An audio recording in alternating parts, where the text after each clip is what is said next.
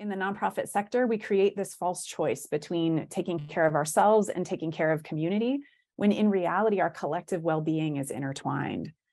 We found that many workers are not paid a living wage, particularly frontline workers, who we found earn approximately $40,000 to $60,000. We know that Black and Brown workers make up the majority of our frontline, underpaid homeless response sector workers, and Black and Brown Angelenos also experience homelessness in Los Angeles at a disproportionate rate. The biggest manifestation that I see of anti-Black racism is around wages and the way that we care for the people who do the work every day to help end homelessness and houselessness across LA. So we know that workers are deeply underpaid and to the point of being pushed into houselessness themselves. And so that is just a manifestation of modern day slavery. We have this whole sector that is literally built on the backs of Black and Brown workers who do our case management, who go out as frontline responders in COVID, and they are paid pennies on the dollar. The metric that we think is most appropriate in this context places housing affordability at the center by ensuring that workers are earning enough such that they themselves are not cost burden. We calculate the living wage at $64,000, which means that many of these frontline workers, as well as some managers, are just not earning enough. Frontline homeless response sector workers are first responders. In other intense jobs like paramedics and police officers, those individuals have access to mental health care to help with the emotional impact of the job, but our staff have nothing comparable. When staff in the sector go through traumatic situations, they're expected to immediately come back to work and carry on with the pending needs of the caseloads that they carry. Our workforce is deeply passionate about the work that they do in community, but we know that we're far less able to take care of one another when our basic needs aren't met. One of our projects at SJPLA is administering a well-being fund for homeless response sector workers. We had $1 million to allocate to support worker well-being, and we received $31.9 million in fund requests from 5,430 people in just 13 days.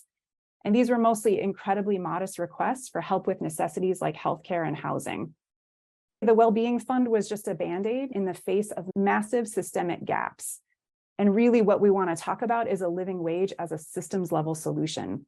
Just last year, we had a 30% turnover rate in staff. 42% left, primarily because they weren't making enough money.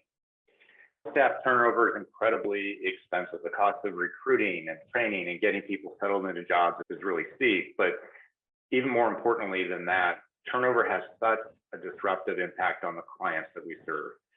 The longer the relationship lasts between our case managers and our clients, the better the outcomes are going to be. And when a client has seen a new case manager every 90 days, every 6 months, it's hard to build the trust that has an impact on the people that we're serving. Raising wages for these workers is very difficult for managers and leaders because they have limited ability to change the funding structures and processes.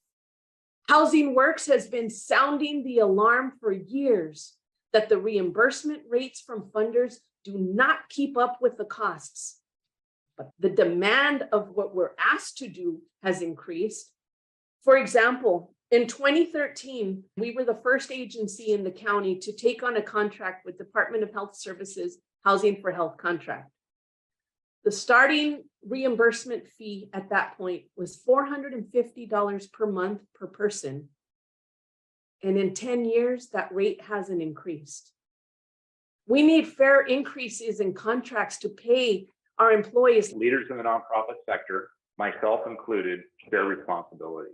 We have built a business model that is cheaper than the government or the private sector, and we've done it by paying our people too little. In many ways, our model is focused on community first, which is great. That's why we exist. But that ends up sometimes being at the expense of our workforce, the folks that are really doing this work. Paying a living wage could go a long way to reducing stress and burnout and thereby improving turnover. And what's critical here to remember is that Bolstering of the supports for the workforce could directly translate into improved outcomes for their clients, for the homeless population, in terms of both quality and continuity of care, as we've seen in other comparable sectors. Living wage can help transform our sector to a culture that centers well-being, where our workers aren't going from a workday trying to find housing for their clients to their personal lives where they're fighting to stay housed themselves. A living wage would be life-changing for our staff. It would help us also recruit and retain employees while strengthening the sector overall. When we say living wage, we're talking about improving the quality of life for the workforce. Increased worker salaries will make it easier to retain staff. Less turnover will help our participants as well. It takes time for new staff to build trust and build rapport with the people we're serving, so that when there's a familiar face, that makes a difference in how it is that we're able to do the work that we do. Our report outlines efforts that funders can take to ensure that the contracts and grants actually prioritize paying workers a living wage, which includes building in cost of living increases into the contracts and grants, reducing administrative burdens for organizations seeking funding, proactively engaging with awardees to manage funding gaps to make the funding sources more consistent, as well as looking for additional sources of revenue. And we also think that there is scope for greater collaboration within the sector to continue to support and advocate for these workers, including further research regarding pay inequity in the sector. We need funders to fund the full cost of the work we do and cut the red tape so we can really focus on the human engagement. I call it the people work versus the paperwork. Provide agencies with more general operating support that allows us to reinvest in our people and pay them appropriately. Make long-term funding commitments, especially when it comes to raising salaries. Make the contracts consistent so that equal funding for the same jobs apply across all contracts. I asked my colleagues in the center to join with me to reach an agreement. Let's establish a wage floor and find a path to a living wage for our workers. The path forward is for public and private funders to create the kind of sustainable, flexible, full cost funding for this frontline work that enables providers to pay their workforce a living wage. After billions of dollars of investment in housing and in services, it's time for us to focus our collective attention on the workforce who make all this work possible.